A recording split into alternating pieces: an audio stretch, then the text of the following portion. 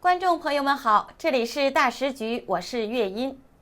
有一句话，我今天必须放在最前面：于朦胧的离开恐怕不是一场悲剧的结束，而是一场更大秘密的开始。这几天啊，全网的挖掘出现了一个可怕的现象，越查他越不像一个普通的明星，越比对啊，他越像被推向了某个古老、危险，甚至带着宿命的轨道。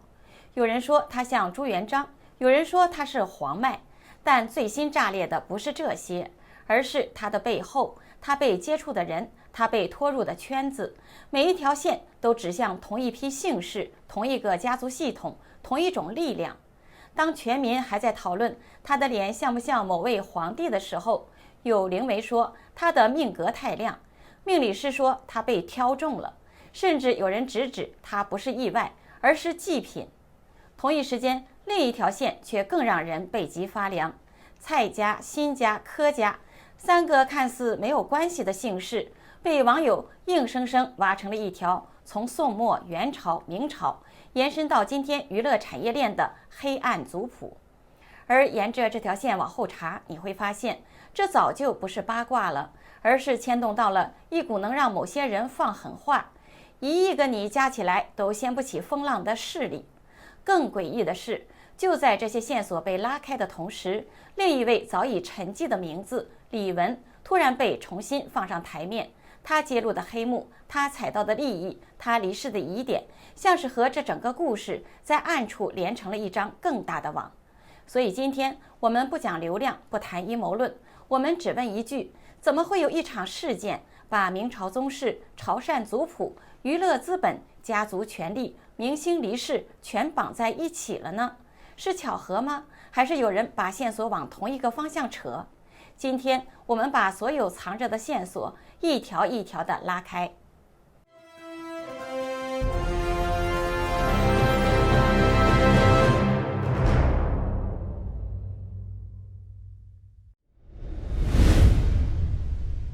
最近网友粉丝越挖越有看头，有网友发现于朦胧的身世恐怕没有那么简单。于朦胧出生在新疆，外表长得像新疆人，高鼻深眸，轮廓立体，而他的祖籍却在江苏。于朦胧的父母是当年被共产党派去新疆支边建设的汉人。网友越挖越远，直到挖到了明朝的龙脉。有人晒出了2张对比照片，一张是根据朱元璋登基后的玉容复原成的年轻画像，一张是于朦胧的近照。于朦胧和年轻的朱元璋，两人的五官线条确实高度重叠。网友的反应都是：于朦胧不就是年轻版的朱元璋吗？不是吧，这也太像了。如果于朦胧是朱元璋的后代，那怎么会姓于呢？现在的江苏淮安、扬州等地，姓于的人都自称祖上是姓朱，都是说自己是朱家后代，于是当地就有了于姓是朱元璋后代的传说。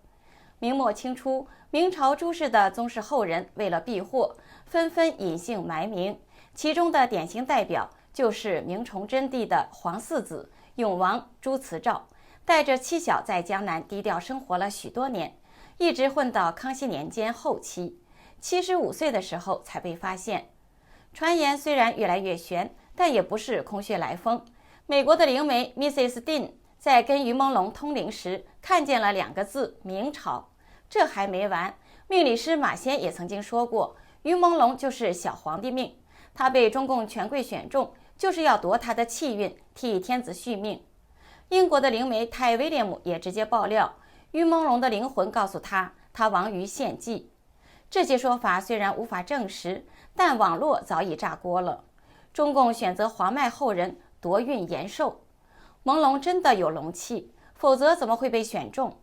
突然理解为什么叫朦胧了，因为朦胧中看到了龙气，难怪西家选中了他。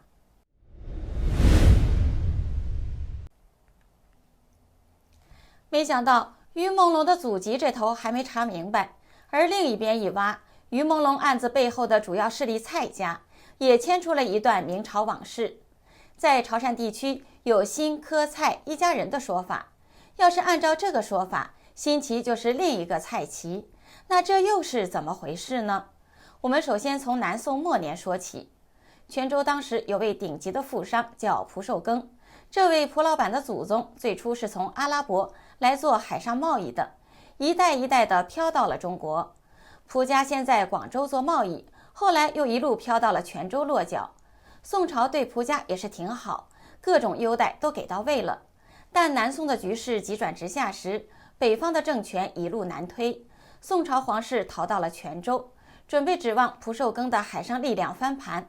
结果蒲寿庚一句不管，直接给拒绝了，还反手向元朝示众，把泉州境内的宋氏宗亲该清除的清除，该处理的处理，把对新朝的支持度拉到了满格。元朝建立后，蒲寿庚果然升官发财了，当上了闽广都督兵马招讨使，还兼任福建、广东市舶提举。但是好景不长，等明朝建立，朱元璋开始清算前朝的旧账时，情绪值直接爆表。毕竟他的父母和大哥都是在元朝的统治下活生生的被饿到离世的，他那一辈子对蒙古势力几乎是零容忍，更别提那些在当时协助前朝扩张的蒲家了。于是朱元璋下令，凡是还没有改姓的蒲氏的后人，通通列为余孽，结局也极其惨烈。蒲姓的男子全都送去流放充军，蒲姓的女子一律打散为娼为卑，而且还规定世世代代不得翻身。为了活命，后代的蒲氏只能四散逃离，疯狂改姓，其中就包括改成了蔡姓。这么一折腾下来，蔡这个姓跟当年蒲家的那堆恩怨便扯上了间接的血缘关系，再加上潮汕地方的传说，新科蔡的族支穿起来，看着就更像一本大型的历史穿越剧了。接下来插入一段工商时间，我们很多人为了保护牙齿，天天刷牙2-3次，可是眼睛的保养更重要，因为牙掉了还能植牙补救，视力真伤了就麻烦了。从早到晚盯屏6到8小时，感觉干涩、酸胀、畏光、眼压紧绷，你是不是也这样？我劝大家，眼睛越早护理越好，越省心。推荐给大家一个小东西，一个非常好用的冷敷眼贴，贴上去大概3分钟，我就明显的感觉眼睛放松下来了。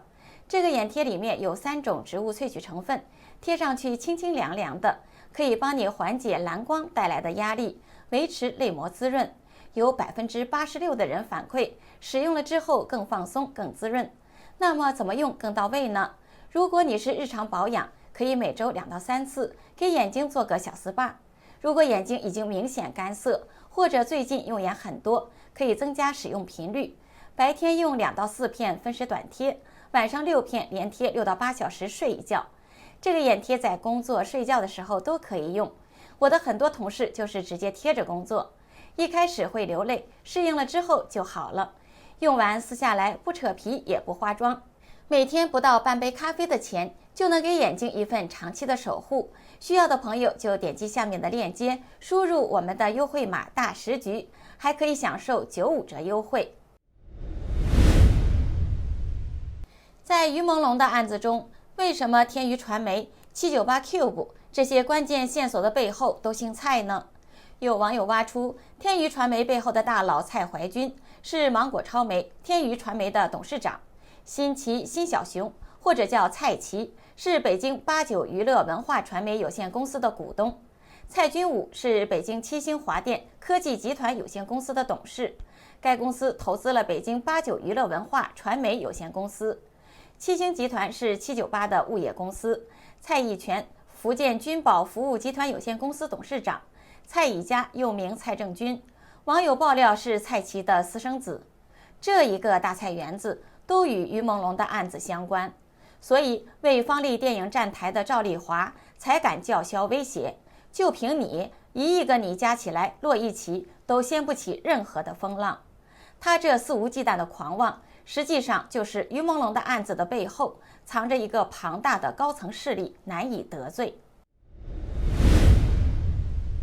因为于朦胧的案件炸出了一堆娱乐圈的内幕，原本盖着的那些不能说的秘密突然都盖不住了。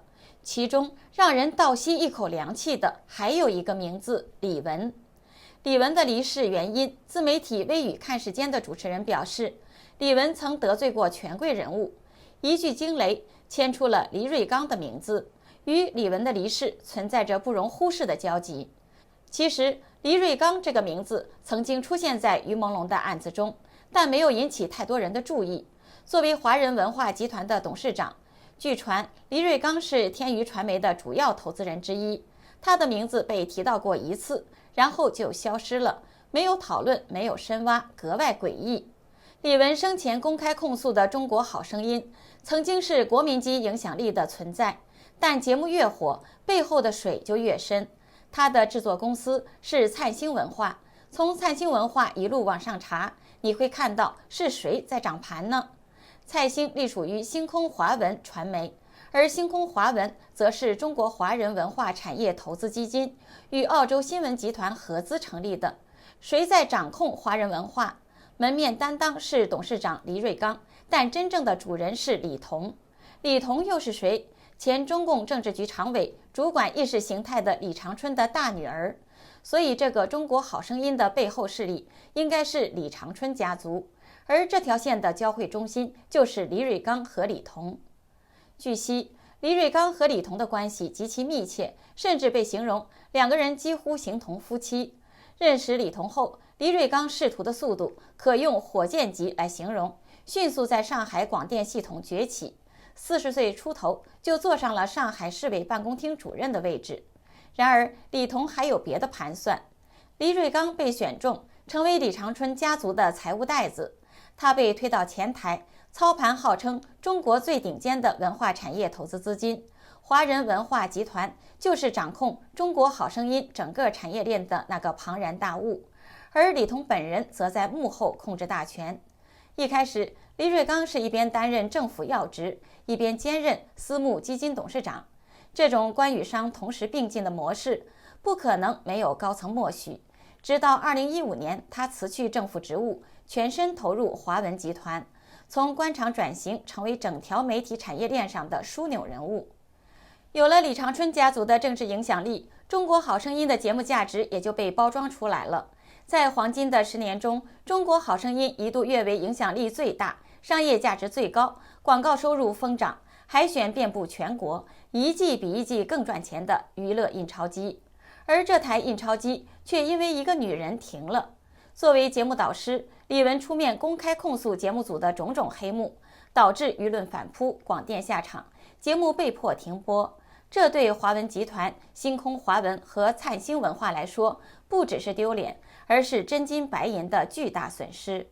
你说李玟敢这样反抗，黎瑞刚和李彤会轻易放过他吗？李玟只是抑郁症自行了断吗？这种说法未免太过简单了。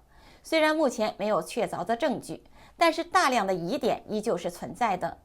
李玟的二姐李思琳在第一时间便向外界证实，李玟是因为轻生而离世的。然而迄今为止，她始终没有公开更详细的离世原因，只透露了几个令人不安的细节。李玟身上出现的呕吐症状极似中毒的反应，她手腕上的割痕非常的轻微，根本不足以被视为直接原因。随后，官方与港媒的通报也给出了结论，李玟是被呕吐物阻塞了气管，导致窒息，但真正的原因恐怕还是浮不出水面的。2年前，李玟的录音流出，控诉中国好声音的黑幕，引起舆论哗然。李玟在自己身体状况很差的情况下，还承受着羞辱和打压。他对节目的不公平操作提出抗议，认为自己的评分被不合理的对待。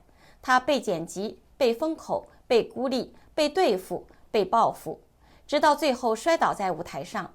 当李玟揭露黑幕时，他就已经踩到了权贵的利益红线了。李玟得罪了不能得罪的人，他给世界留下了遗言：天道有轮回，恶人终将遭报。